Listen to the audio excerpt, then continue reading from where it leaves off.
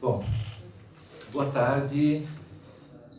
Boa tarde a cada um de vocês que, numa sexta-feira à tarde, vir aqui para a universidade para ouvir 3 pessoas falarem sobre o assunto é digno de nota. Então, muitíssimo obrigado a cada um de vocês. Vamos estar dando início, então, agora à segunda parte desse colóquio dedicado aos 90 anos do Dalton Trevisan, uma iniciativa do Hélio, que foi uma parceria muito boa, quer dizer, desde o começo a gente gostou da ideia e fomos atrás e fizemos uma parceria muito, muito gostosa e estamos contentes de estar aqui. É um prazer também estar aqui apresentando 2 escritores de meu respeito, começar pelo Francisco Alvim, que, como todos devem saber aqui, é um dos grandes poetas e escritores da atualidade, né? E o André Santana, que um pouco mais novo, mas igualmente brilhante, é um autor que eu descobri recentemente, inclusive, e tem tudo a ver com o Dalton, com o universo do Dalton. Então a escolha aqui foi pensando justamente na proximidade com o estilo do Dalton, particularmente dos meus colegas aqui. No meu caso, a relação é um pouquinho diferente, né? Porque o meu trabalho não se assemelha muito ao Dalton. Mas eu fico muito contente também porque estamos comemorando aqui talvez o último modernista que eu considero, né? Talvez o último modernista de primeira hora, né? Pensando que o Dalton, afinal de contas, começa lá nos anos 40. Então, quer dizer, ele tem quase 70 anos de obra, né, de trabalho, de dedicação às palavras escritas, né? Então, eu acho que ele representa, de certa maneira, aquela chama que surgiu de renovação literária nos anos 20, se estendeu pelos anos 30 e na ficção ainda temos ele, né, como talvez esse último modernista ainda vivo, e tivemos também o José Paulo Paes, também, que, de certo modo, companheiro do Dalton Trevisan justamente, e que morreu em 98, que eu já reputava também na época como talvez o último modernista, poeta vivo naquele momento. A mesa aqui vai se compor da seguinte maneira, quer dizer, eu vou estar fazendo a minha fala inicialmente, depois vou passar a palavra ao André, que vou estar apresentando também, e finalmente ao Francisco Alvim. Depois a gente decidiu não fazer as perguntas logo na sequência, para que haja também um café, espaço para um café, e para preparar também a conferência final do Michael Wood, que nós temos também a grande honra de estar recebendo aqui, professor de Princeton, interessado pelo Dalton já desde a década de 70, e primeira vez que ele vem ao Brasil, mas já gostando muito pelo depoimento dele. Vou começar então a minha fala explicando um pouco que eu tenho me dedicado mais recentemente às questões justamente relativas aos gêneros na literatura brasileira, né? Publiquei um livro sobre poema em prosa e estou me direcionando um pouco para estudar essa questão dos gêneros e das rupturas justamente dos gêneros na literatura brasileira. E pensar sobre o ficcionista Dalton Trevisan implica, em maior ou menor grau, refletir sobre a forma breve na literatura. Em particular sobre o conto, que afinal de contas é a forma breve de maior circulação social. O conto é um gênero eclético, que pode assumir diversos formatos, né? E pode ter um fôlego maior, pode mais expansivo, ou ao contrário, reduzir tudo ao essencial. A uma objetividade narrativa que não perde o foco da ação.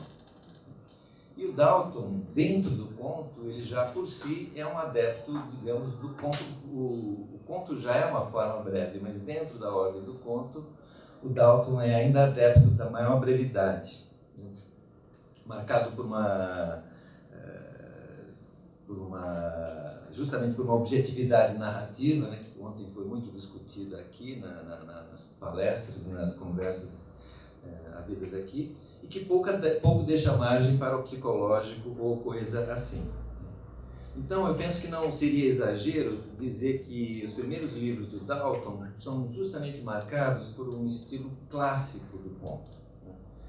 Nessa visão, quer dizer, se privilegiaria justamente o chamado efeito único, né, que é justamente o preceito do Poe. Né, ele acha que tudo deve convergir para um resultado final que o escritor tem que saber dominar, vamos assim dizer. E também faz uso da compactação, né, que é uma outra qualidade inerente ao gênero, e segundo o Chekhov. Então, se a gente pensar nos livros iniciais dele, né, de novelas nada exemplares, Cemitério dos Elefantes, as primeiras obras ali final dos anos 50, início dos anos 60, né, justamente a maior parte desses contos apresenta uma construção, uma narrativa, digamos, bem próxima do tradicional, onde você tem um desempenho do narrador já conhecido, onde a posição dos diálogos está muito bem colocada, dentro do modelo clássico, conforme eu falei antes. Né? E aí, nessa época, nesse período, eu estou me referindo principalmente aí à produção dele dos anos 60, né? O narrador continua desempenhando esse papel de situar os personagens, de abrir espaço para os diálogos, ou então retratar a situação apenas pela ótica do narrador, né? E com uma perfeição de execução realmente impressionante. Quer dizer, os primeiros livros dele, na minha opinião, são hiper bem escritos, né? E para mim um ícone dessa fase dele é justamente aquele Uma Vela para Dario, que é um clássico, está no Cemitério dos Elefantes, e para quem não conhece o texto, ele conta a história de uma pessoa que está começando a ter um ataque cardíaco, e a narrativa vai descrevendo o desfalecimento dele, enquanto aparece uma pessoa para querer ajudar e tal, afrouxa os sapatos, ele grunhe um pouco, aí vai embora, aí vem um outro querendo ajudar também, tira a gravata e tudo, de modo que o conto conta, num primeiro plano, o desfalecimento dele, do ataque cardíaco, e num segundo plano, justamente as 4 ou 5 pessoas que vêm ajudar e que levam alguma coisa dele. No final, ele está praticamente morto e sem sapato, sem relógio e tudo mais. Mas isso você só descobre no final. Esse conto me lembra muito uma teoria do Ricardo Piglia, justamente, né? Ele diz que o bom conto é aquele que conta sempre 2 histórias. Uma, justamente no plano do visível, do narrado, e a outra justamente submersa, mas de modo que as 2 histórias se pertençam. Eu acho que esse conto e essa postura clássica, talvez, do Dalton, é muito presente nessa fase aí até os anos 60. Com o passar do tempo, no entanto, quer dizer, Dalton vai aos poucos se afastando desse modelo de composição. Quer dizer, ao longo da década de 60, ele publica esses livros que vão mudando lentamente, né? Ele vai mudando o eixo das histórias. E já nos anos 60, ele começa um projeto um processo também de radicalização da linguagem e do universo retratado. E claro que o momento fundamental aí é justamente o Guerra Conjugal, de 69, né, 1969, portanto, uma década e 5 livros depois da sua estreia. E nesse livro, como vocês sabem, ele realiza, digamos, um processo de redução simbólica dos vários dos seus personagens a justamente 2 figuras, né, que se revelam arquétipos já desde o nome, né? João e Maria, né? Aquela recorrência contínua dele. As histórias dessa coletânea ainda mantêm o propósito do efeito único, né? Mas faz um uso mais intensivo dos diálogos, em detrimento justamente da presença do narrador. Em compensação, cresce o poder da fala dos personagens, substituindo a função do narrador. Isso fica mais evidente ainda, que é um processo contínuo e crescente, ainda nos livros que ele publica nos anos 70. A Faca no Coração, Abismo de Rosas, Crimes da Paixão. O próprio título, inclusive o antagonismo do título, já suscita todo um circuito, um curto-circuito, né? Um encontro de imagens, né? E a Berta Waldman, no livro dela, já desde o livro de 82, né, ela justamente faz um levantamento e toda uma análise de vários textos que ela faz importantes considerações sobre justamente o que ela chama de desaparecimento do narrador. Ela nos prova, de certa maneira, como é que o narrador vai desaparecendo e a situação vai ganhando a cena, né? Segundo ela, a linguagem vai se afastando do modelo tradicional de narrativa, que é aquela estrutura bipolar, narrador, personagens, para privilegiar os discursos diretos, livres ou indiretos. E, claro, como consequência também dessa estratégia, uma ampliação grande da fragmentação da narrativa. O título do livro da Berta, inclusive, quer dizer, do primeiro livro, revela, né, numa metáfora, justamente a transformação do autor até aquele momento, do início dos anos 80. De um lado, a figura do vampiro, né, que representa o modelo tradicional dessa construção narrativa, né, e aos poucos vai sendo substituída pela figura do cafajeste.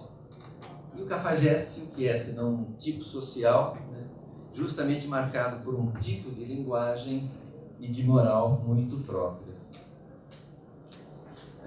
O principal a observar nessa trajetória, no meu entendimento, né, seria justamente a passagem de uma característica de personagens típicos de província, né, que o Vampiro de Curitiba, de certa maneira, encarna, né, e tratado com singularidade, né, basta ver Cemitério de Elefantes, né, que singularidade que existe ali naquele conto, né, para, na verdade, em seguida, passar a se dedicar a criar o que eu chamo de personagens tipos. Quer dizer, dos personagens típicos para os personagens tipos, ainda que eles continuem a habitar o Curitiba. Né?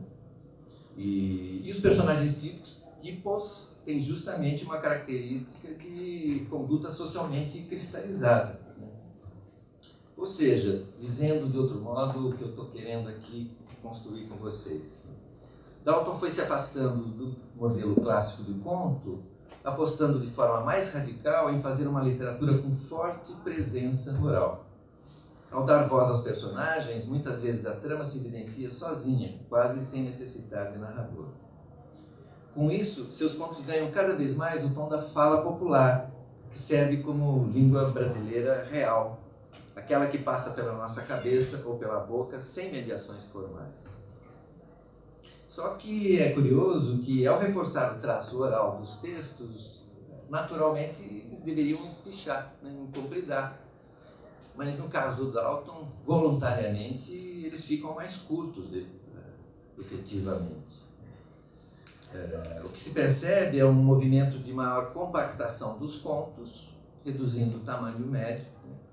E pode-se afirmar também que a passagem da estética do vampiro para a chamada estética do cafajeste foi acompanhada de uma valorização alta da oralidade e da compactação dos textos. O que eu quero, na verdade, enfatizar é que a adoção da oralidade, digamos, como motor central da expressão do Dalton, estaria na mesma proporção, né, ou inversamente, em que ele abandona justamente o formato tradicional, clássico de narração. E esse reducionismo ele foi consciente por parte do autor, não foi apenas pela provocação da crítica, que você está fazendo a mesma coisa, não, tanto é que ele, já na terceira edição do livro Vampiro de Curitiba, de 74, o Humberto também comenta bem isso, ele chega a afirmar: existe um preconceito de que depois do conto você deve escrever novela e afinal romance. Meu caminho será do conto para o soneto, para o haikai. Isso ele afirma em 74.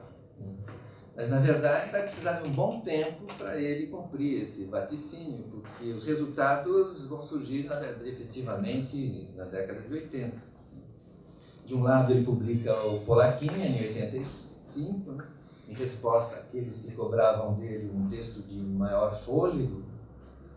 E 2 anos antes, em 83, ele publica O Meu Querido Assassino, que é um livro que eu acho que é um livro muito de passagem, porque ali a construção narrativa é muito diferente do começo da obra dele, A fragmentação, inclusive, dentro do próprio conto já aparece fortemente, né? E nesse livro, então, Meu Querido Assassino, surgiram justamente os primeiros haikais. Tem uma seção lá que chama 11 haikais. Que nada, como foi dito já ontem aqui, que nada se aproxima do modelo japonês, né? A não ser na agilidade mental da narrativa. Na verdade, são mini-contos, né? Os haikais do Dalton são maiores do que as mini-histórias dele, de certa maneira. E essa inclinação minimalista, que é muito consciente nele, continua na década de 90, né? Ou melhor, radicaliza-se ainda mais com a publicação das mini-histórias dos livros AE, de Nora, e o 234. E ali Dalton, digamos, alcança o máximo da compactação e da redução do conto, né, da estrutura do conto. E isso está presente já no título do primeiro livro, né? É curioso, né? É uma coisa estranha, né? Propõe uma curiosa síntese entre moralidade e ambiguidade. É uma pergunta que, afinal de contas, diz respeito a um acerto de contas que a gente não sabe o que é. Então vou te pegar lá na frente, lá fora. É um pouco isso. De modo idêntico, quer dizer, os textos que exploram situações rápidas e cortantes, né, e nesse livro, e que forçam altamente a denotação da situação, do contexto e dos personagens, né? Porque afinal ele apenas ilumina através de uma fala, de uma situação, de uma pequena intriga, né? Vou dar um exemplo aqui, tomado do AE justamente, né? O texto 72, né? Bem curtinho. O velho compra um naco de queijo e avisa: se você pega, eu te corto em pedacinho. A velha tem de pegar quando limpa o armário. Daí recebe um tapa na orelha, 2 empurrões e cai sentada. Gostou, sua diaba? Então é completa, né? As personagens não estão caracterizadas, é uma cena pura e resumida praticamente a 2 frases do narrador e duas falas, né? Então chama a atenção justamente o modelo completamente anticonvencional dessa narração, né? Porque ele assume já, o Dalton, né, dessa diminuição, ele monta a oralidade inerente à linguagem dele. O velho compra um naco de queijo e avisa, quer dizer, toda essa fluência já, de alguma maneira, faz jus à oralidade, né? A peça literária funciona porque ela está articulada num ritmo sutil, né, e remonta à língua da tribo, né, a nossa língua comum, que nomeia apenas uma característica dos personagens: o velho, a velha, né, que de certo modo remetem a arquétipos. Nas 3 primeiras frases, né, o velho compra um naco de queijo, se você pegar eu te corto em pedacinho, a velha tem de pegar quando limpa o armário, né? São 3 frases, inclusive, com tamanho semelhante, né, encadeadas e criando, digamos, o problema narrativo, né? Mas a frase seguinte altera essa fluência, né, e desenlaça o drama de uma maneira ambígua, efetivamente. Daí recebe um tapa na orelha, 2 empurrões e cai sentada, né? Quer dizer, aquele pedacinho virou, na verdade, uma surra, e ainda tem, por fim, essa ironia toda que você não sabe, gostou sua diaba. É quase carinhoso, afinal de contas, né, invertendo a promessa do mini-conto, né? Eu vejo aí, justamente, quer dizer, nessa oralidade, não só nesse exemplo, mas em vários outros exemplos, e alguns mais evidentes ainda do Dalton, uma oralidade que eu relacionaria muito com a ideia de oralidade como performance, que o Paul Zumthor desenvolve muito no livro dele, quer dizer, entendendo que a oralidade ela não é apenas fala escrita, quando a oralidade passa para ser escrita, ela, na verdade, traz uma entonação, ela traz um corpo, ela traz uma voz. A oralidade, portanto, é um conjunto de características que a linguagem puramente escrita não possui. E outras vezes o Dalton também, quer dizer, nessa redução completa, né, da expressão, ele monta uma historinha que se resume em uma frase, né? como nesse caso, o homem, o filho e o neto, raça de víboras do pó. A frase se divide em duas partes nítidas, né? O homem, o filho e o neto, de início uma continuidade familiar, né? Mas logo negativados pelo que se segue, raça de víboras do pó, numa clara referência à imagem bíblica. Curiosamente, os dois segmentos, né, a primeira parte da frase e a segunda parte, são octossílabos, tem 8 sílabas. Né? E por via sutil, então cria um certo paralelismo que, inclusive, ajuda a potencializar essa frase. Nesse caso, a dramática do texto se concentra na quebra de expectativa criada pela enumeração inicial e novamente, o conflito entre as duas partes ressoa, né, na minha opinião, sobre o campo da nossa tradição coletiva. Né? Justamente porque, afinal de contas, a gente espera que essa relação entre homem, filho e neto seja pacífica, né? Seja da ordem da natureza e não o que ele venha a afirmar depois. Né?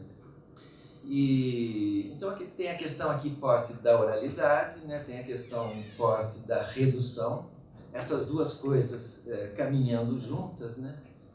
Mas que natureza carrega essa oralidade, né? E essa redução e essa tipologia de personagens?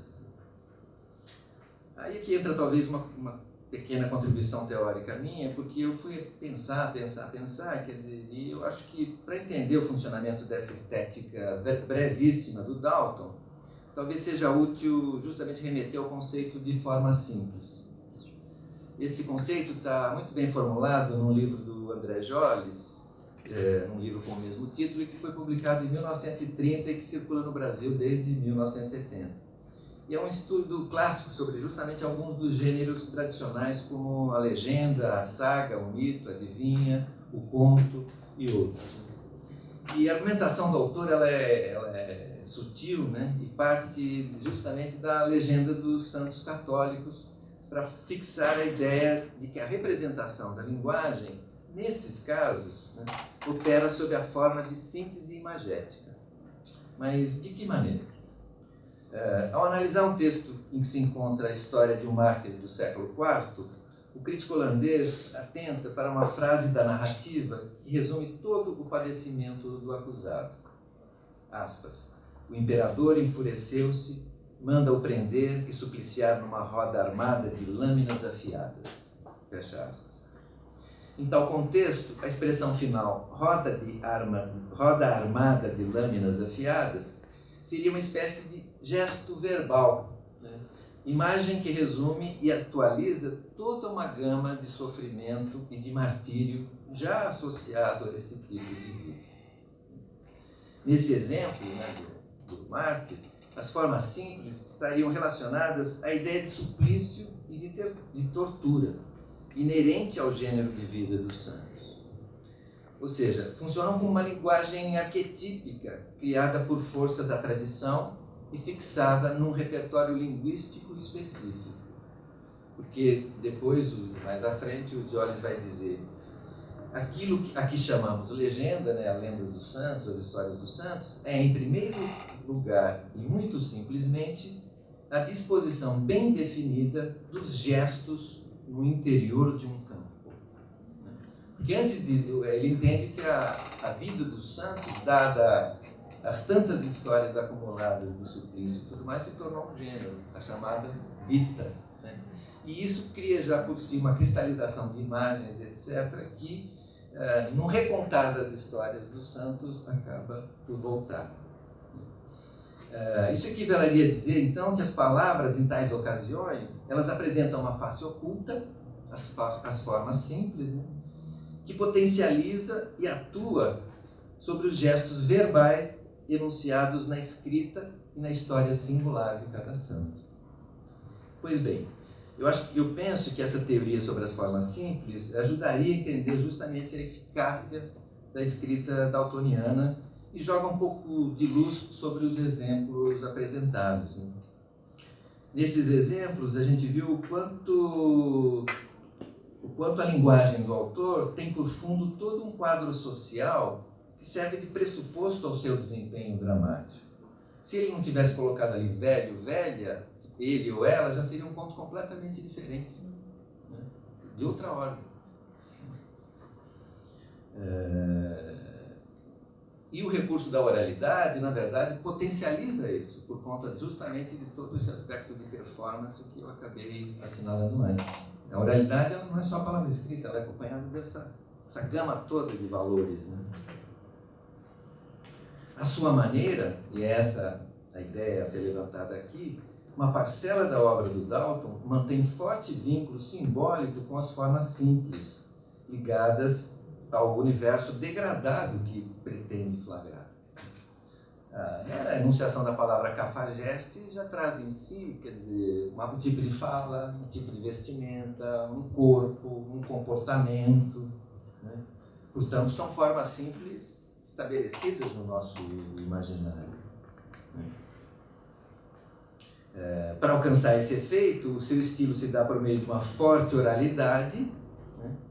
E uma articulação inteligente e sugestiva dos gestos verbais, entendidos como gestos verbais, como se viu tanto no caso do velho e da velha, ou nas gerações de livros. E N outros exemplos nesses textos compactos dele.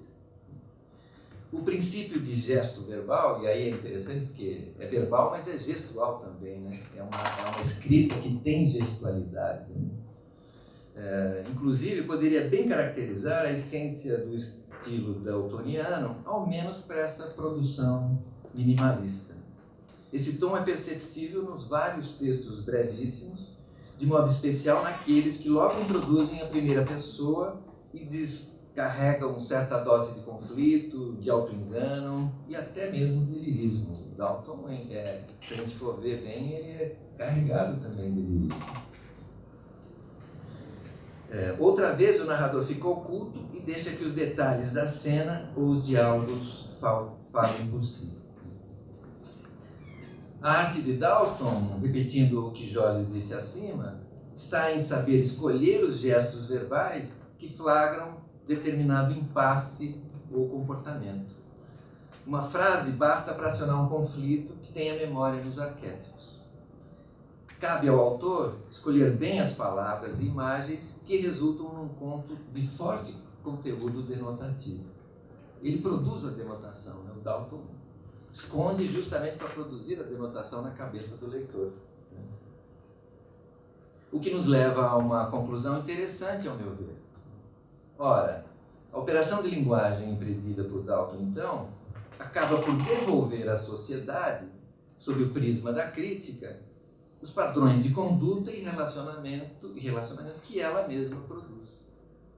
Quer dizer, não, ele capta, mas ele também está devolvendo. Né? Devolvendo para nós, como leitores. De certa maneira, a eficácia do seu estilo estaria justamente nesse poder altamente concentrado de mexer com as formas simples que estão cristalizadas em nossa cultura e relacionadas aos tipos humanos que ele flagra, que ele bota nos seus contos.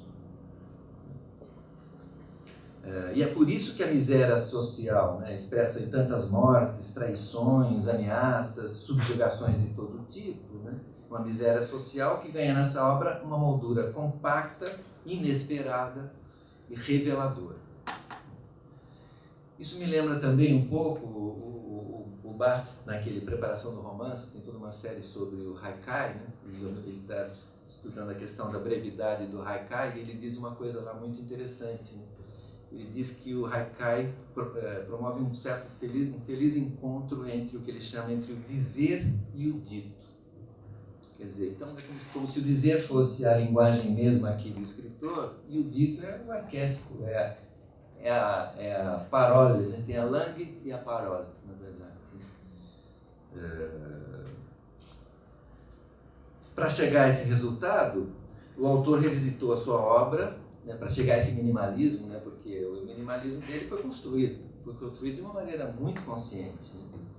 E como se sabe, quer dizer, ele mesmo conta, essa obra dele ele foi reler a própria obra e pegar fragmentos ali que se autonomizavam, né? Passagens que tivessem autonomia e força. como um garimpeiro que volta ao terreno conhecido para ainda capturar algum ouro. Eu acho muito curioso esse método de redução minimalista. Ele mesmo foi buscar na própria obra aquelas pérolas que por si cumpririam esse papel que eu estava querendo desenhar aqui antes. E aí eu tenho um testemunho pessoal a esse respeito, né? Eu fui editor da Ática durante muito tempo, como vocês sabem, e eu publiquei lá 2 livros do Dalton Trevisan, 2 antologias de contos, o Vozes do Retrato, em 1991, e Quem Tem Medo de Vampiro, em 98. E nessa época eu não só, foi na verdade a época que eu mais li o Dalton, foi no começo da década de 90 e agora mais recentemente. E eu tive algum contato com ele, inclusive coroado com um almoço inesquecível. E posso dizer para vocês que ele é um animal completamente literário. Assim, só pensa naquilo, sabe? Ele só não pensa em outra coisa e vive e dorme, acho que com a literatura. Ele tem 1001 histórias, me parece, pelo que ele deu a entender, tem um arquivo de coisas e de cartas e de correspondências com alguns escritores brasileiros, assim, histórica. A gente só vai conhecer isso, na verdade, quando o material dele vier à luz, né? Mas uma época em que a gente estava pensando no segundo livro, justamente, ele me mandou uma cartinha, né, acompanhada de um... o que a gente está projetando aí é justamente... quando ele começou a reduzir muito, já na década de 50 ele fazia, né, publicava as coisas completamente na gráfica local e imprimia coisas assim, né, e que ele dava para os amigos e tal. Então ele me mandou algumas desses folhetos, né, que ele fez na década de 83, e particularmente justamente 123 haikais, né, porque cada haikai é uma frase, de certa maneira, né? E aí, junto com esse folheto, ele me mandou uma cartinha que dizia o seguinte: aqui, um novo caderninho, 123 haikais, repensados e reescritos, 1/3 inéditos. Citações colhidas em quase todos os livros. Antologia de cenas, diálogos, epifanias, koans, que é uma composição japonesa, trovistas, etc. Sem que nenhuma exceda 12 de linhas. Numa palavra, Titica de Curruíra Nanica. Mas dá para imaginar, Titica de Curruíra ainda Nanica. Conclusão. De titica em titica, de gesto verbal em gesto verbal, Dalton Trevisan se fez um grande escritor. Por isso, é uma alegria comemorar com vocês aqui os seus 90 anos. Muito obrigado.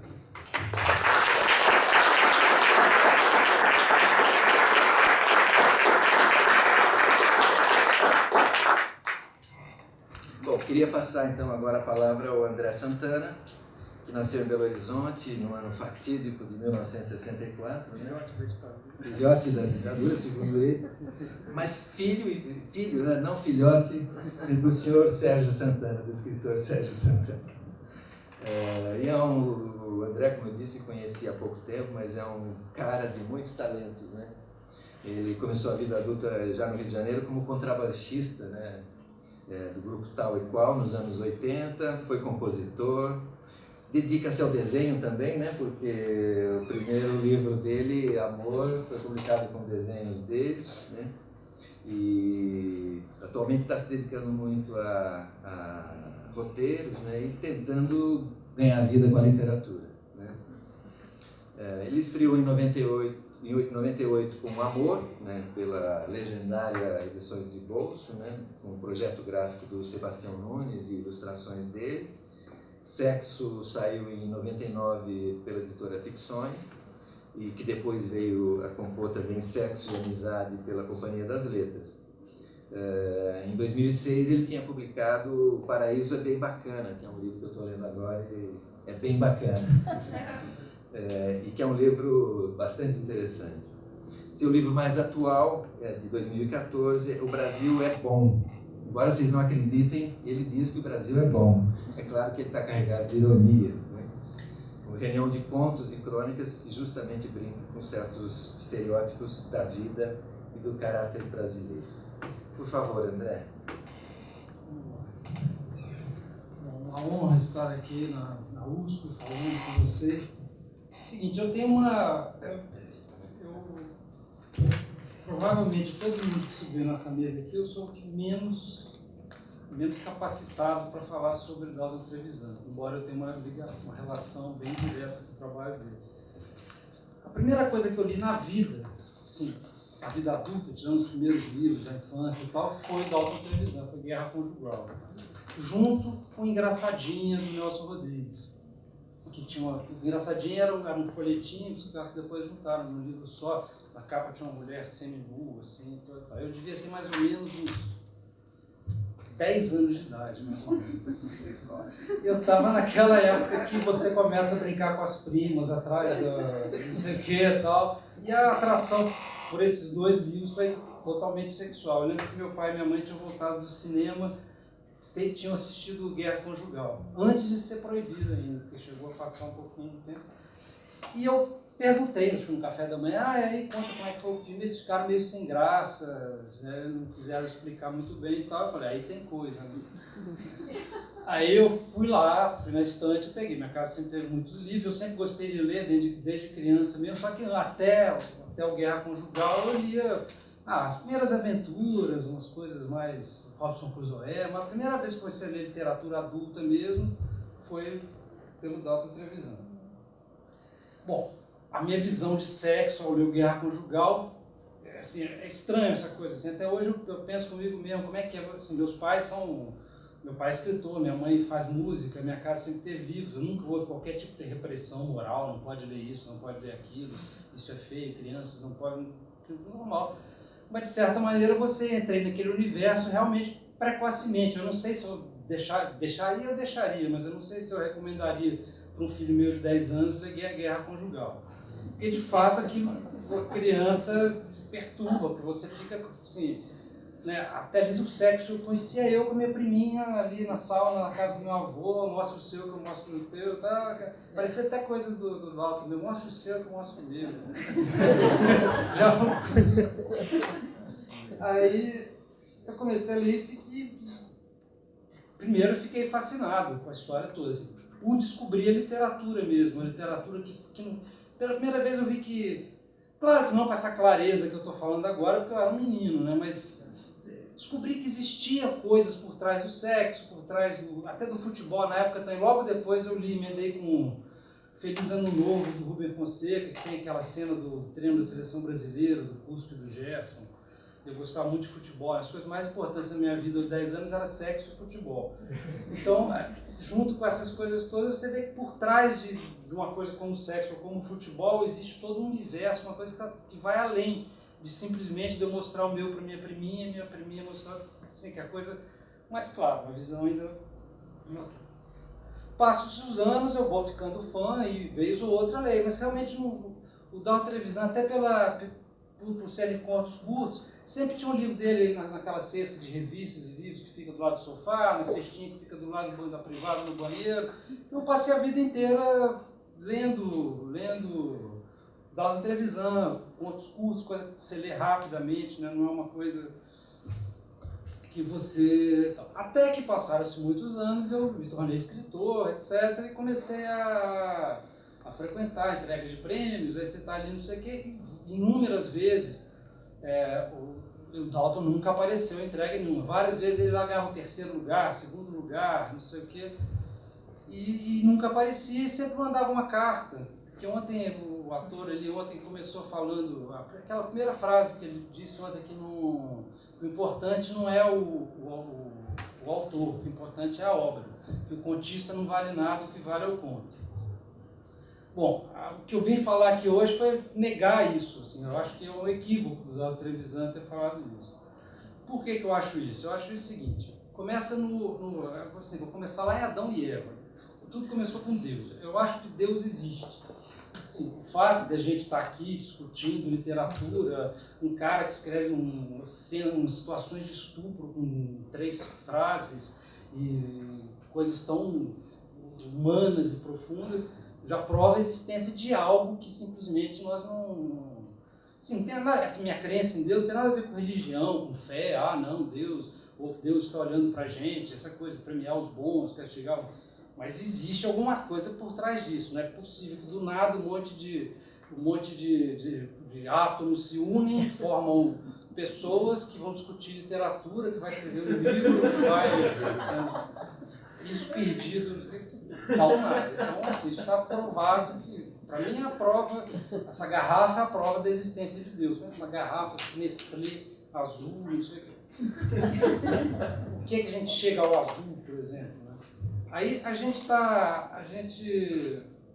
começa a pensar nessas coisas e vê que, observando a natureza, vê que existe um padrão animal normal, que é o da reprodução, da alimentação, gerar descendência, dessa preocupação em proliferar a espécie, vencer a seleção natural, essas coisas todas do ser humano.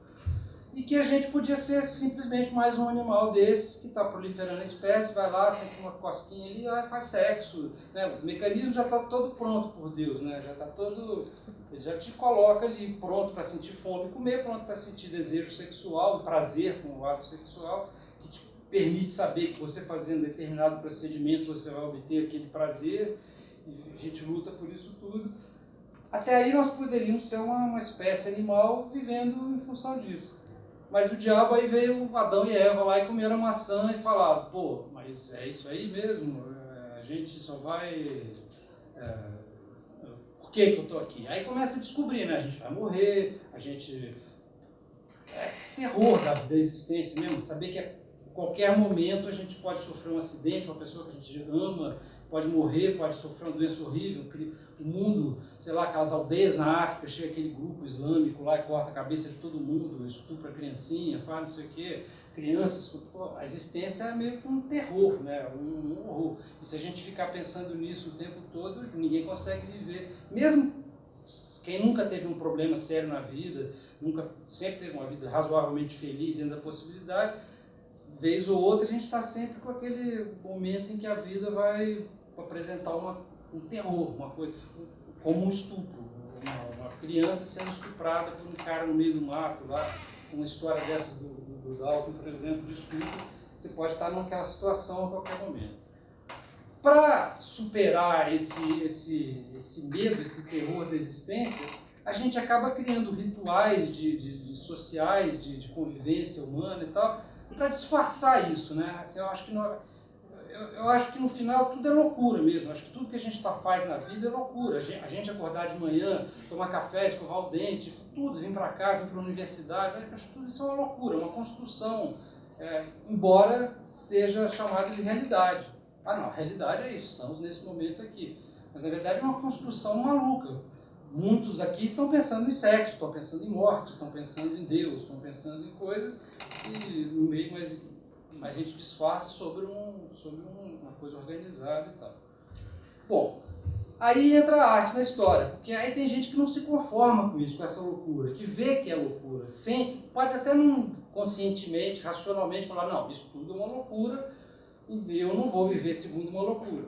E eu acho que os grandes artistas, porque tem a arte da loucura também, da loucura coletiva. Você pega um filme hollywoodiano, por exemplo, não interessa quem é o autor. Realmente, nesse caso, você não tem um autor, você não tem alguém que pegou aquela coisa, aquela angústia que o cara está sentindo à noite quando lembrou que vai morrer e tenta, de alguma forma, dizer isso para as pessoas, compartilhar essa dor, essa coisa com os outros. Então você faz uma coisa não autoral, ou seja, uma coisa que faça parte dentro da cultura, agradável, aí o jornal vai dar um número X de estrelas, 3 estrelas, 5 estrelas, né? Ele fala se o filme é bom, se tiver 5 estrelas, o jornal avisar, as pessoas vão no cinema e assistem o filme. Agora, o jornal não tem em nenhum momento, ele, nesse espaço pequenininho de dar estrelinha, ele não pode analisar as sutilezas que tem numa obra de arte, uma coisa.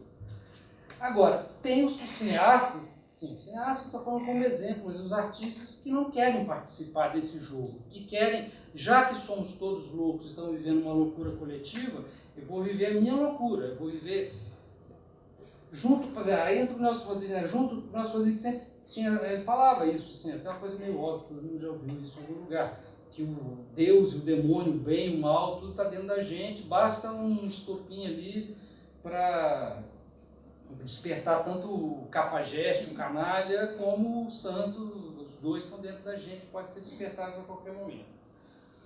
E até uma comparação muito que eu faço, porque eu vejo os temas que o Nelson Rodrigues trata, os temas que o Dalton Trevisan trata, são muito semelhantes, são muito próximos, essa coisa daquele segredo que está dentro da família, daquela coisa que as pessoas fazem escondidas.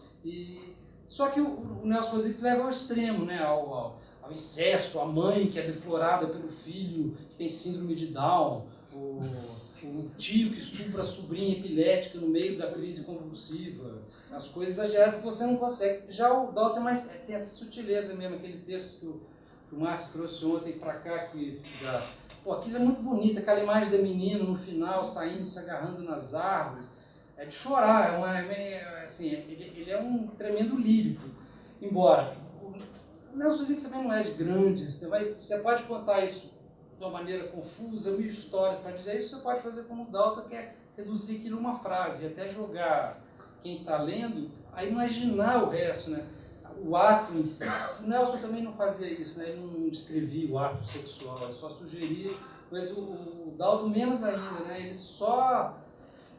Ele nem diz que é estupro, né? Tem contos dele que ele não diz que foi estuprado, é só, ele que perguntou se eu queria brincar, eu estava com vergonha. Outra coisa que foi dito ontem, né? Depois nós fomos embora para casa. Você já imagina tudo o que aconteceu sem ele precisar dizer nada, sem precisar explicar nada. Bom, aí o que se passa, eu acho, com o Dalton esse tempo todo, esse livro, é sempre essa busca. Eu não tenho, essa coisa dele querer desaparecer da obra, ele como pessoa não interessa. Eu entendo você não querer dar entrevistas falando explicando o livro. Eu acho que o trabalho primordial do artista é dizer aquela coisa que ele não consegue. Dizer com palavras, explicando normal, é impossível. Então o cara tem a forma artística, só a forma artística, a arte pode conseguir dizer, fazer o outro sentir aquela coisa, escrever uma frase que você não entende, mas você sente aquela frase dentro de você, aquilo mexe profundamente com você. Tem coisas que eu já li na minha vida que mudaram a minha vida totalmente, mas não porque eu entendi aquela frase, mas que quando eu imagino essa menina frágil que acabou de ser estuprada, andando de uma árvore a outra com as pernas juntas, igual a cambaxira, né? O bicho ruim. Você imaginar isso te causa uma série de emoções, de coisas e de pensamentos também, né? Muito mais do que se ele contasse o estupro e depois a menina arrasada, coitada, não, né? Ela não é nem coitada, ele até sugere a participação dela nisso, né? Assim, essa coisa de que o monstro está dentro de nós, o santo está dentro de nós. Hitler não foi, a história da Hannah Arendt, Hitler não foi um demônio que desceu do céu, o estuprador não é um diabo, um capeta que está lá, o estuprador não é o teu vizinho bonzinho, teu vizinho lá, velhinho, está todo lá, assim, isso aqui, no final, assim, até um tema que já foi feito na literatura, né? Mas o monstro sou eu sou o monstro, não é o Hitler, eu sou o monstro.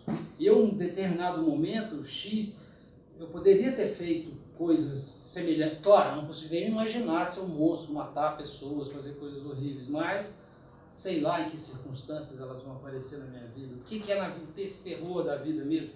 A gente fala, os tempos estão difíceis, a gente está na época ruim, crise econômica, Brasil, mas ao mesmo tempo eu podia ter nascido numa aldeia indígena nos Estados Unidos quando chegou o General Custer e ser uma criança e está sujeito a todas essas coisas. Então, eu acho que faz muita falta, assim, porque um cara como o Dalton Trevisan, é um cara que pensa muito, sente muito, conhece muito da vida. Quando o Fernando falou que encontrou com ele, que ele é um animal literário, meu pai é um animal literário, por exemplo, a vida do meu pai é praticamente a literatura. Desde que eu sou criança, eu vejo ele, assim, até me afastou um pouco da literatura. Eu nunca quis de fato ser escritor por ver o meu pai sofrendo, escrevendo, trancado no quarto lá, e cada dia, e ele falando, escrevendo aquela angústia. Estou angustiado, vou escrever péssimo, só é bom quando você tem ideia. e quando o livro é publicado, e depois, mesmo assim, depois que é publicado, vira péssimo de novo, porque relê o que você já escreveu, então assim, que não... E eu sempre tive horror a isso, por isso que eu fiz música, eu tentei escapar da literatura, não sei porquê. Puramente acaso, meu pai. Até muita gente pergunta essa coisa em relação ao pai. Uma dificuldade, tem um pai escritor também, reconhecido, não sei o quê.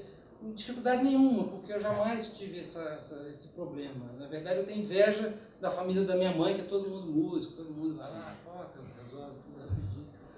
É muito melhor. Agora, o Dalton Trevisan está privando a gente do pensamento dele. Ele não dá entrevista porque não quer explicar algo, beleza, ele não quer explicar. Eu não faço a menor ideia de quem seja o Dalton Trevisan, se ele teve mulher, se ele teve filho, se ele... não sei o quê. Ontem até conversando com o Fernando, eu falei, mas não me conta nada. Então, ele acabou criando para si mesmo um personagem. Ao tentar ficar fora da obra, ele criou um personagem. Tanto é que não pode estar fora da obra alguém que é chamado de o Vampiro de Curitiba. O Vampiro de Curitiba é muito forte, é uma presença muito forte. E eu, até ontem, até hoje, até nesses dias que eu comecei a perguntar um pouco mais para amigos que conheceram o Dalton, muita gente me falou que ele é um cara até meio cruel com jovens escritores que chegam, que vão procurar ele em Curitiba, que tentam... que ele responde na lata mesmo, não, teu livro é muito ruim, não é para ser publicado, e ele já destruiu a vida. Ao mesmo tempo é um cara que eu também já ouvi falar que discute muito literatura com outros autores. Outro dia eu estava, no meio dessas leituras que eu fiz nos últimos dias, eu vi uma carta dele para o Atlara Rezende criticando o Grande Sertão Veredas.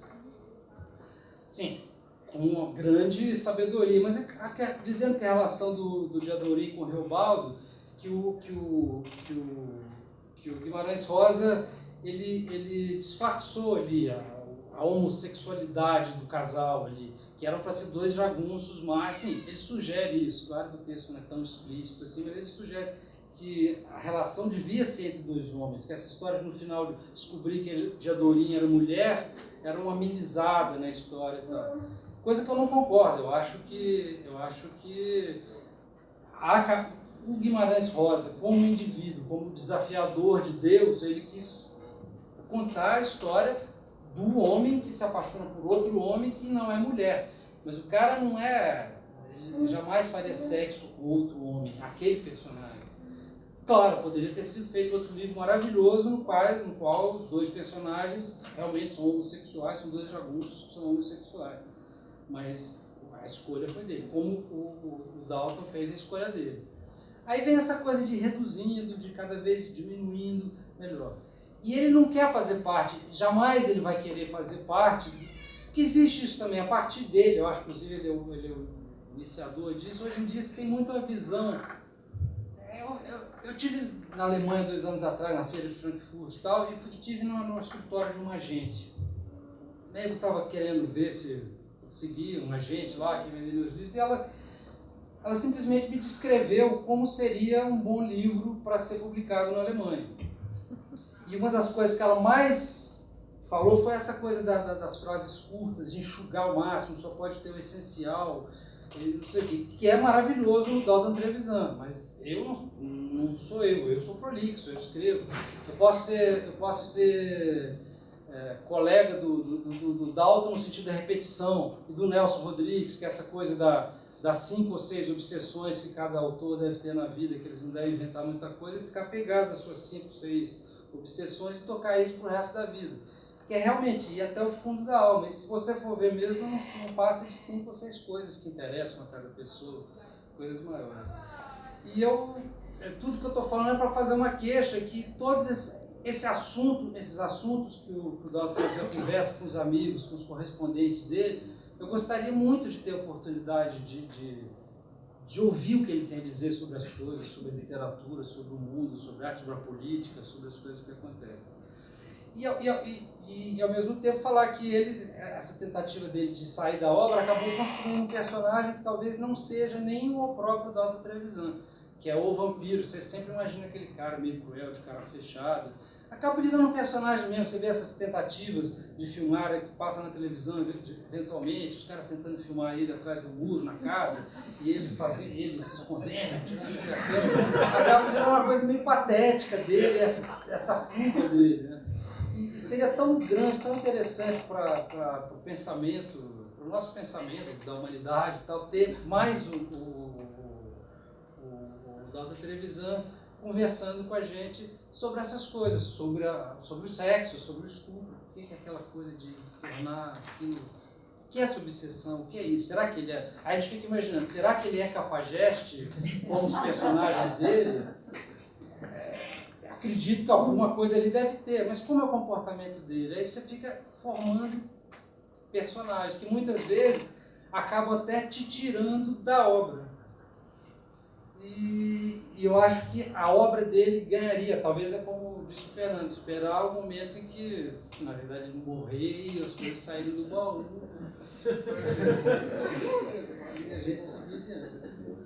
Bom, é isso que eu tinha a dizer. Eu gostaria de depois discutir mais. O que eu pensei foi mais para a gente conversar e discutir. Vamos ver se a gente tem a segunda parte. Aí a gente continua.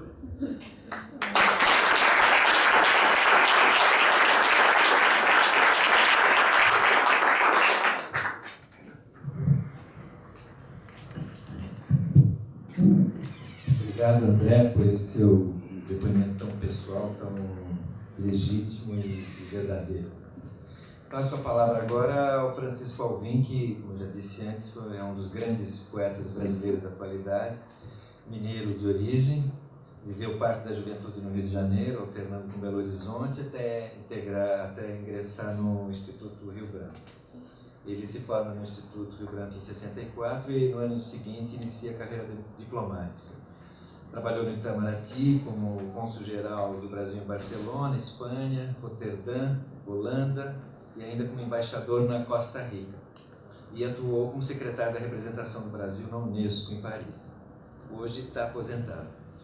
Em termos literários, o Francisco Alvim estreia na poesia com Sol de Cegos, de 68, né? Em edição, aliás, bem artesanal.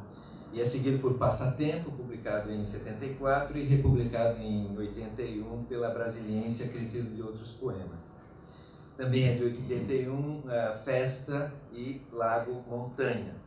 Sua poesia reunida foi publicada primeiramente em 88 pela coleção Claro Enigma, organizada pelo Augusto Massa, e também em 2004 pela Cossack Naif.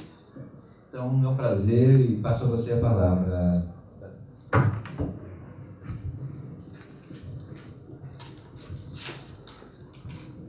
Obrigado. Puxa, é um prazer, uma alegria. É o Dalton. É o Dalton. Eu estou com medo. Esse homem é poderoso. Ele veio de lá, né? Mandou mensagem. Mandou a mensagem aí, daquelas. Muito bem, eu espero contar com o céu dos vampiros para me proteger. Mas bom, antes de mais nada, agradecer a você, Fernando, reiterado com os agradecimentos a você, ao Hélio, mas por esse convite magnífico, essa oportunidade estupenda que eu estou dividindo aqui com o André, isso é um prazer estupendo, né? E ter contato com a palavra extraordinária, as palavras que foram ditas ontem, né? Essa participação aí com Berta capitaneando, né? Primeira, formidável, né? Toda uma existência, né, Berta? Sobre a sua fala me atingiu, me tocou profundamente, porque realmente o que eu senti é a força da literatura, o amor da literatura, né? Como ela ali estava viva, com a naturalidade, com a espontaneidade, o tempo todo de uma vida, né? Que vai naquele sentido de trazer mais à tona ainda, né? Mais um trabalho que, de certa maneira, amplia, repercute os horizontes da obra de um grande escritor, né? Então, é uma coisa realmente estupenda, foi seguido das palestras ordinárias que eu vou seguir, né? e privilégio. Mas aí você vê o que é também a academia, né?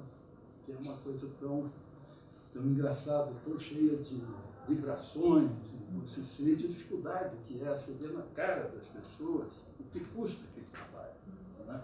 O que faz, como é que mexe por dentro de cada uma delas, né? Não apenas das pessoas na mesa, mas do público. Você sente aquela atmosfera, né, enfim, de interesse, de paixão, de angústia, sem saber se a coisa por lá está caminhando, se é aquilo mesmo, se não é, as dúvidas, você então escutando tanto, não sem razão, mas enfim. Enfim, é uma alegria, uma experiência estupenda, de horas de convívio, e estou muito grato. Viu? Bom, a matéria eu sou um fanático do Dalton, né? Ele maltrata tantos poetas, né? Ele maltrata, ele judia, fala mal, ele espezinha, ele vai aqueles poetas que estão lá, ele pega aquele pé que não sobe. A maneira que a gente tem de reagir a isso é dar o troco. Né? E eu dou o troco, né? E tenho certeza que você dá também, pela imensa admiração que ele tem da nossa parte. É um troco e tanto. E nele eu tenho certeza que vai machucar. Vai ser o beijo na nuca. Essa. Bom, mas o Dalton, eu venho lá de trás, né? Eu com 76 anos. Então, eu me lembro, as primeiras, quando eu tinha assim, uns 16, 17 anos, tive um grande amigo que continua, que é o amigo do Morre, é o Alexandre Olari, vocês minutinhos aqui antes de vocês conhecerem. E o Alexandre, ele era uma figura prodigiosa, assim, porque ele tinha uma erudição extraordinária, ele tinha lido tudo, e uma capacidade de ecoar o Brasil literário, e não apenas nas leituras dele, mas no fascínio que era a personalidade dele. Ele batia na porta de todas as classes, todas as idades, tinha um círculo de relações amplíssimo, né? E dividia generosamente essas relações. Inclusive o Roberto, que estava nos Estados Unidos nesse período, né? Eu ia à casa do Alexandre e ele abria a correspondência dele. Olha a carta que eu recebi do Roberto ou dos amigos dele lá do Rio Grande do Sul, que tinha vários literatos, Paulo Hecker, uma opção de gente. O Belo Horizonte, Santiago, enfim, o Silviano Santiago, todos, né? Ele trazia várias figuras assim, abria e lia as cartas. Então você era cativado por uma roda de pessoas, né? Estupendas cartas, uma correspondência vivíssima, e aí aparecia o Dalton, né? Já aparecia porque o Dalton ele desencarnou, não sei como, e tinha acesso àqueles livrinhos. Alguns eu me lembro dele manuseando, distribuindo, vendo aquilo. Eu não me lembro da leitura, eu não me lembro de ter lido, porque ele não, na época eu estava muito imbuído, me formando nas minhas leituras, não é que ele me ajudava tremendamente, lendo os modernistas, né? Oswald, Candeiro, Drummond, Jorge de Lima, sobretudo esses dois, Jorge de Lima e Drummond, me pegavam muito no período, enfim, muito detido, Locke, sério, todos eles, né? Livro, enfim. E eu não me lembro de ter me fixado, de alguma forma, na leitura do Dalton. O que eu vinha fazer muito tempo depois, talvez, isso eu estou falando de 58, 60, virada de 60, por aí, no máximo, chegando até a coisa esquenta do lado do Dalton, quando eu volto, nos anos 70, eu tenho a impressão. Porque aí houve um interregno, que o Guimarães e o João Cabral me pegaram pelo pé. Realmente, sobretudo Guimarães, eu ficava fascinado com aquele mundo, Guimarães, aquela coisa muito a ver com o nosso estado, né? Nossa situação de mineiros. Né? Então, aí, aquele interregno, né? Foi seguido por essa questão, por essa volta em 70, aí já no quadro da pior época da Revolução, que era a Revolução da ditadura. E aí, aquilo tudo, eu saí daquilo que a Berta ontem colocou também, que era a história do mito, da visão mitológica de Guimarães, né, do mito, né, para a história. Estava ali necessidade de alguém que me pusesse no plano da história. E aí o Dalton veio como sopa do mel. Quer dizer, eu caí e me deu uma ideia, né, foi uma ideia de um país incrível. Eu estava voltando, né, e aí descobri que o Brasil não é aquela coisa de Minas e de Rio de Janeiro, tem outras realidades, realidades primitivas, a barbárie, uma série de coisas assim que me interessavam profundamente no período e que tinha tudo a ver com a necessidade de história. Eu estava sentindo no momento como um sujeito que estava sofrendo ali medo, pavor, pânico, a situação de degradação visível que estava se passando ali ao redor. Aí, enfim, aí nesse período nós estávamos saindo mais ou menos do cinema novo, que eu acompanhei bastante, porque meu cunhado é Joaquim Pedro, né? E então eu vi mais ou menos aquilo também que você trouxe, a comparação de Bandeira com o Dalton, né? E o Poeta do Castelo, né? O Poeta do Castelo, que é uma beleza de filme, um filme extraordinário, e com aqueles detalhes, né, que vocês contaram, sobre a conversa aqui, né, pedindo para deixar, não limpar o beco, não limpar aquele entorno que realmente é impressionante. O Rio de Janeiro impressiona, né, porque é uma miséria junto com aquela natureza alucinada, né, belíssima. Então, fica aqueles cacos apodrecidos, né? E naquele período, então, aquilo ali era a ponta do calabouço, era uma cena arruinada, onde ele morava, né? Contrastando com o apartamento, as cenas de interior, que era aquela ordem, e o Bandeira era um esteta, era uma figura que talvez da geração dele, ele tinha um bom gosto em tudo, né? Uma firmeza, se compara com o Drummond, qualquer deles, né? Lilo que tem uma sensibilidade visual extraordinária, mas eu sinto Mário, todos eles, Mário com outro tipo de sensibilidade, uma imaginação, forma incrível que Mário tinha, mas ninguém tinha a pureza, a coisa clássica do Bandeira, o olhar. Ele transmite aquilo dele, uma segurança, língua, tudo, né? Uma língua perfeita. Uma língua que se fala, não é uma coisa, é uma língua que se exprime por ela mesma, de dentro dela. Né? Enfim. Aproximar o mágico. Por exemplo. Desculpe. Não pode. Esse que Bom, então,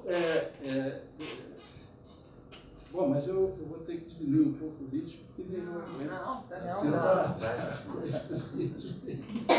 Tem que ser abatido a tiros, isso é uma piada portuguesa que eu não vou contar. Uma coisa vai emendando a outra, não acaba. Mas parece até ficção, né? Da novela, outra coisa, da passagem, né? Isso, que é um episódio vai gerando o outro. Mas a história real é mais ou menos essa. Então chega o Dalton. E aí, sobretudo, havia esse período, que é um período fascinante, realmente, é um período incrível, assim, dos anos 70, Rio, porque tem uma coisa, uma forma no ar, quer dizer, para nós artistas, né? Então você sente uma série de formas que estão ali, né, à disposição no fundo, de cineastas, como está nesse filme, aliás, de uma década anterior, duas até de Joaquim, mas que já vem toda a coisa do cinema, com a carga do cinema novo, né? E depois o cinema interessantíssimo, feito na década de 70, dos marginais, da Belair, do Bressane, dos Ganzella, os Ninhos, do Sica, tem uma série de coisas que está aquela forma solta no ar, que no fundo é uma estética muito próxima do Dalton, né? Que é uma estética que ele pega de uma maneira muito própria, ele pega no sentido, inclusive, daquela realidade de Curitiba, ele traz, como foi dito também ontem, Curitiba para o mapa. Né?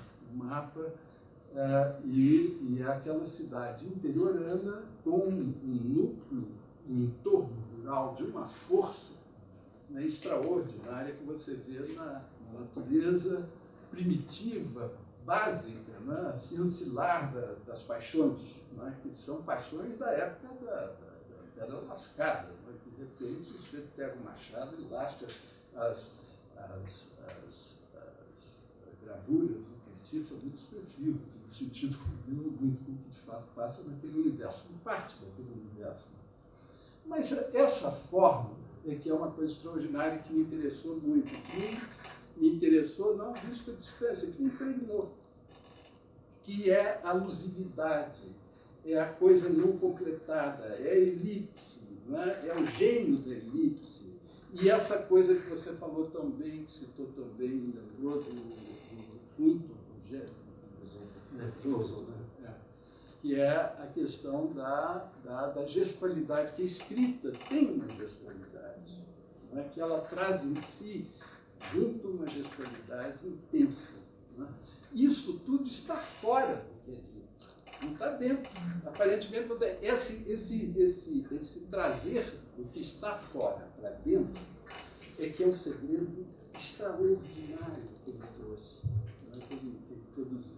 Porque de uma economia, né, de um rigor, isso tudo compõe uma expressão, essa língua é a expressão do real. Há um realismo, o realismo fundamental, que é um partido de sempre da literatura. Não é? Quer dizer, não, ou você toma o partido do realismo, ou você toma o partido da alusividade, ou você é Baudelaire, ou você é Mallarmé, você lá, é uma coisa, é um time assim, que joga nesse tempo, que às vezes se mistura, se junta, né? Mas é uma coisa, e o realismo é, vamos dizer assim, é a minha praia, onde eu gosto, é aquilo que realmente me motiva, me interessa. Então, essa linguagem, não é? Levar isso para a poesia é outra coisa, é outra história. Né? Às vezes, eu me lembro, eu tenho um grande amigo, que é um poeta extraordinário, que se chama Zucker Sardan. Nós somos amigos de sempre. Né? E ele diz assim, Chico, você vai... Ele estava para fazer uma tese lá no Itamaraty, ele também foi diplomado. Então, é uma tese chatérrima, que pega uma unidade que você quer tudo menos fazer uma tese. Você realmente já está exausto de tanto tomar drink, champanhe. Agora vou ter que me trancar, tem todos os coquetéis ali, convidade, vou ter que me trancar para fazer essa tese. Não dá. O pedido é ser muito cruel, uma instituição crudelíssima, não existe coisa igual. E aí o Zucker dizia assim, não, é muito simples, você começa a fazer uma coisa e tal. Essa tese eu comecei, porque eu tinha que fazer a minha e não fazia. E aí você vai escrevendo, vai copiando. Então, uma opção coisa, você vai copiando. De repente sai uma frase lá que você nem se dá. Coisa sai com uma frase sua, você emendou sem saber direito o que estava fazendo. No fim tem um parágrafo, mas que também sai no meio de outros que são seus. E assim você vai, depois você pega uma tesoura, corta, e a tese fica pronta e é muito melhor, frequentemente, que o original. Então, essa coisa para fazer, eu tentei fazer isso com dó, para dizer que mais ou menos o meu caso. Agora, eu acho que é uma linguagem, embora eu não sou fã dos poemas dele, eu sou fã da prosa. A prosa dele ensina aos poetas coisas absolutamente extraordinárias, porque o corte, o poeta, a poesia, é basicamente uma questão de sopro, de ritmo. Tem um gramático ali, lá no Google, eu fui pegar ideias para essa prosa, topei com esse gramático, os nomes eu não esqueço, eu sou da Trácia, não sei, fulano da Trácia, não sei para assim. Ele dizia assim, não, olha, falar de poesia, falar de poesia é a coisa mais difícil do mundo. É mais difícil. Quem fala, quem escreve, quem trabalha com letras, vai ter esse... evite falar de poesia. Porque poesia é uma questão de sopro. Está certo. É uma questão de sopro. Então tem um sopro na prova do Dalton que você vai ter que pegar. Quer dizer, o sopro é da poesia, não é do Dalton. É da poesia. aí você tem que pegar e lascar aquela prosa dele dentro desse sopro, né, que é próximo do assovio. Você acaba, aí tem uma teoria que eu sou capaz de produzir, que é a teoria do pio. Não é? Todo passarinho pia. E poeta surge, em geral, piando. Um pia daqui, outro pia dali. Você vai de ouvido mais ou menos que, não é? Seguindo o assovio de uns e de outros. No caso do Dalton, é uma exceção, porque o sopro veio para... Na sopro você vai ter que colher na prosa dele, que é realmente extraordinário. E aí, para mim, foi uma viagem. Eu achei que realmente eu embarquei em muitas coisas, e havia também um sentimento da época, que eu estou falando isso, mas no fundo, antes de Dalton, eu estava na do Pio puro, porque eu cheguei no Brasil e comecei a ter uma séria minha relação de amizade literária com o Cacaso, que estava vivendo uma crise muito forte no período. Era uma crise que ele não tinha deixado a literatura, achava que tudo que estava sendo escrito em poesia era muito chato, e era mesmo, e que não aguentava aquele gênero, porque poesia, quando é chata mesmo. É um negócio horroroso. E aí o Cacaso falava, não, está muito chato, eu gosto mesmo de música, tenho meus amigos músicos, aliás, são muito bigórios, sem você querer, fervor e tal, você, mas são muito mais interessantes. É um pessoal que você deveria procurar. Muito melhor que literário, cercar dentro e tal, etc. E aí o Cacaso, um dia, chegou lá em casa e falou, não, mas olha, até que você sabe, está dando agora, e voltou, a poesia voltou a dar pé, então eu estou aqui com esse livro. E ele apareceu com uns versinhos curtos, que eu adorei. Não é? Então aí eu peguei o pio dele. Não é? E tem um poeta também, que eu não quero mencionar, que nesse período fazia umas coisas também, não é? Umas canções de exílio, estava ali fora do país e tal, etc., que era muito pequeno, para fazer também umas anotações bíblicas, etc., tal, etc. Ele é um pouco como o Dalton, não posso revelar, porque senão ele corta relações. Mas, enfim, aí a coisa era muito nesse pé. E por aí eu acho que, sim, a questão de Joaquim. Joaquim foi realmente uma coisa extraordinária, porque Joaquim ele era uma figura incrível, que deu aquela coisa da guerra conjugal, houve uma conjunção perfeita de sensibilidades, né, e de percepções naquele período. Era um período que sucedeu, que veio em seguida a um filmezinho dele também muito engraçado, que se chama Melancia. Não sei se você viu um episódio ótimo, muito bom, né? Muito bom. E aí ele tem uma coisa, um fundamento extraordinário, Joaquim, que é um sentido de humor que é muito buñuelesco, que é, aliás, cineasta que ele adorava, né? Adorava. E essas coisas todas é mais um que se agrega à coisa do Dalton. Né? Essa cadeia em torno de sensibilidade de escritores, né? Que Joaquim é uma peça fundamental. Para terminar, eu queria ler para vocês uma dessas coisas, desses maltratos que o Dalton inflige aos poetas. Né? Eu vou ler aqui um continho dele, desse Beijo na Nuca, que tem realmente coisas extraordinárias e absoluta. É um livro extraordinário, livro de velho, né? Que, aliás, é uma coisa que me interessa muito.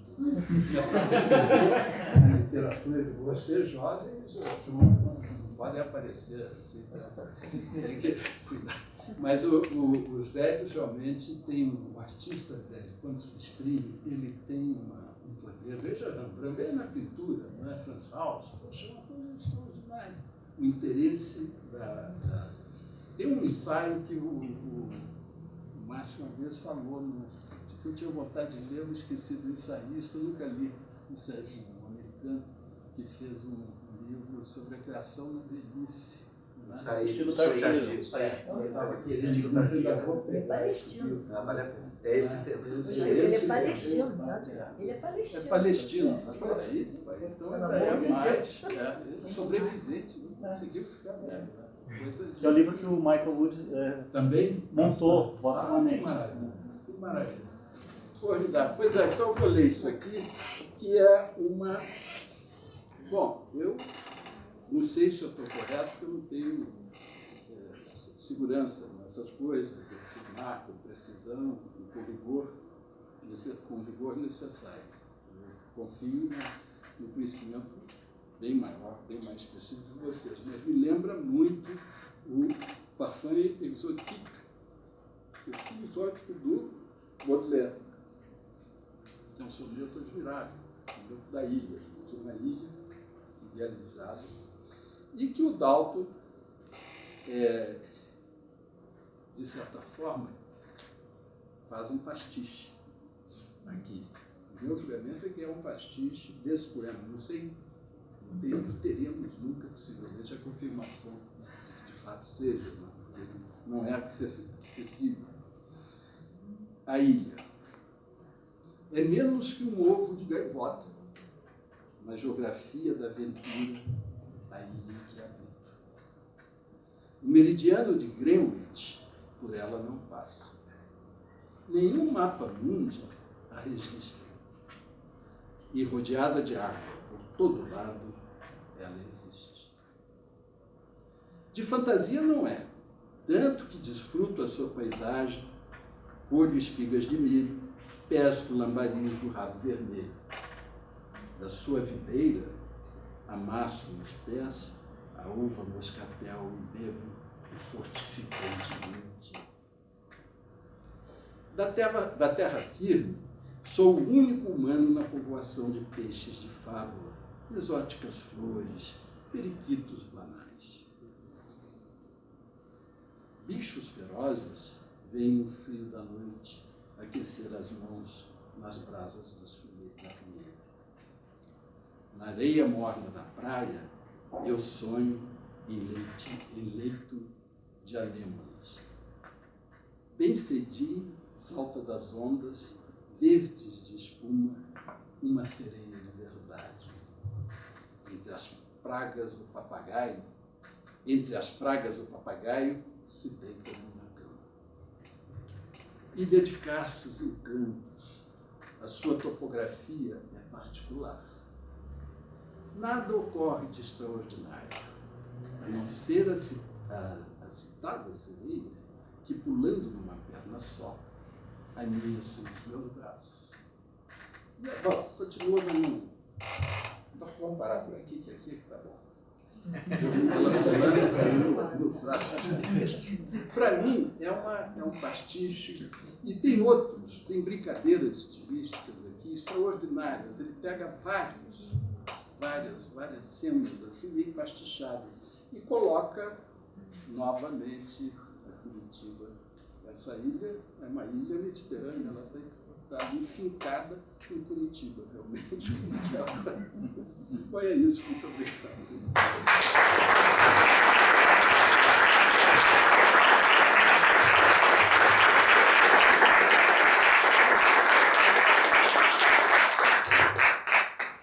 Escreva primeiro, arrependa-se depois. Você sempre se arrepende. O ponto não tem mais fim que novo começo. Corta essa, cara. De que serve fazer bem uma gaiola se nenhum passarinho quer entrar? Falar com você, querido, é discutir para sempre.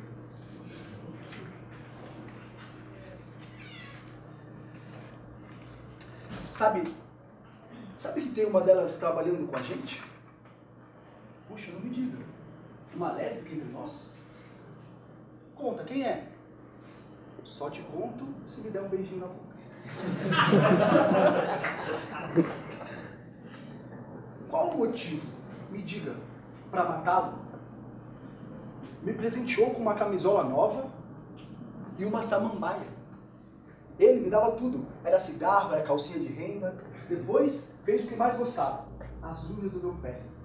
Foi a noite da despedida. Um amorzinho bem gostoso, o despertador marcando as 5, o revólver ali, em cima da mesinha. Dormi e sonhei com um rio de água negra me levando. Ele acendeu a luz, antes do relógio tocar. Pergunta se o trato ainda vale. Respondo que sim. Se um não pode ser o outro, o jeito é pôr fim em tudo. Aponta no ouvido esquerdo, sorri para mim e aperta o gatilho. É a minha vez. O relógio dispara, um sinal de Deus. Vejo aquela sangueira, penso nos 2 filhinhos. A vida é boa.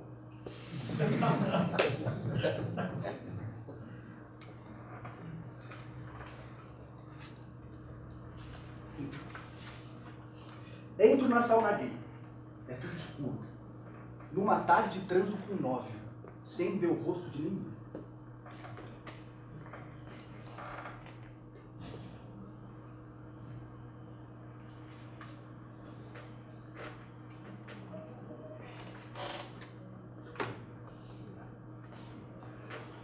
Uma vela para Dario. Dario vem apressado, guarda-chuva no braço esquerdo. Assim que dobra a esquina, diminui o passo até parar. Encosta-se a uma parede, por ela escorrega. Senta-se na calçada, ainda úmida de chuva. Descansa sobre a pedra o cachimbo. 2 ou 3 passantes à sua volta indagam se está bem. Dario abre a boca, move os lábios, não se ouve resposta. O senhor gordo de branco diz que deve sofrer de ataque. Ele reclina-se mais um pouco, estendido na calçada, e o cachimbo apagou. O rapaz de bigode pede aos outros que se afastem e o deixem respirar. Abre-lhe o paletó, o colarinho, a gravata e a cinta. Quando lhe tiram os sapatos, Dario roqueja feio. Bolhas de espuma surgem no canto da boca. Cada pessoa que chega ergue-se na ponta dos pés, não o pode ver. Os moradores de rua conversam de uma porta a outra, as crianças de pijama acodem à janela. O senhor gordo repete que Dario sentou-se numa calçada, soprando a fumaça do cachimbo, encostava o guarda-chuva na parede. Mas não se vê guarda-chuva ou cachimbo ao seu lado. A velhinha de cabeça grisalha grita que ele está morrendo. Um grupo se arrasta para o táxi, o arrasta para o táxi da esquina. Já no carro, a metade do corpo, protesta o motorista. Quem pagará a corrida? Concordam chamar a ambulância.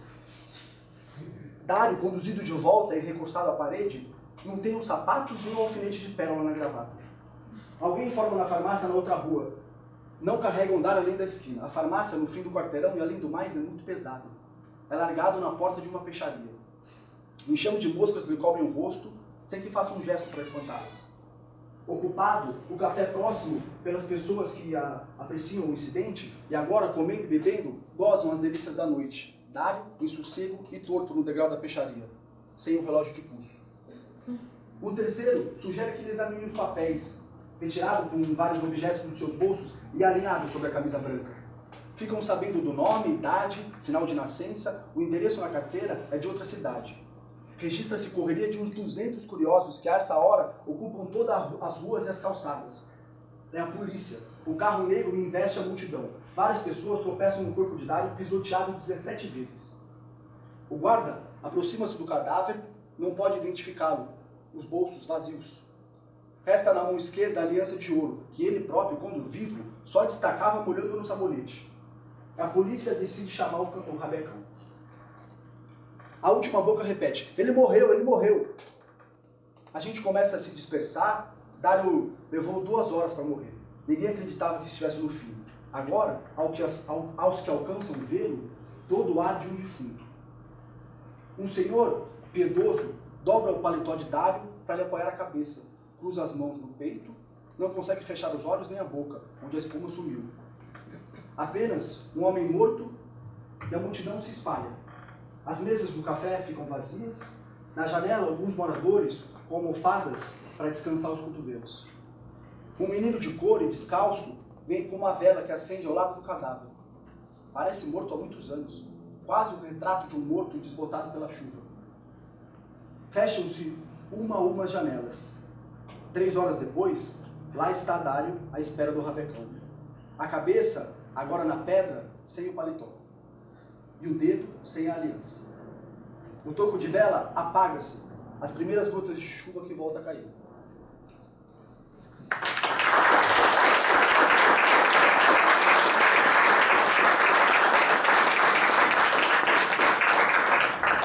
Bom, pessoal, pelo visto, pelos depoimentos de hoje, de ontem e de hoje, hoje a gente sabe que tem Dalton para todo mundo.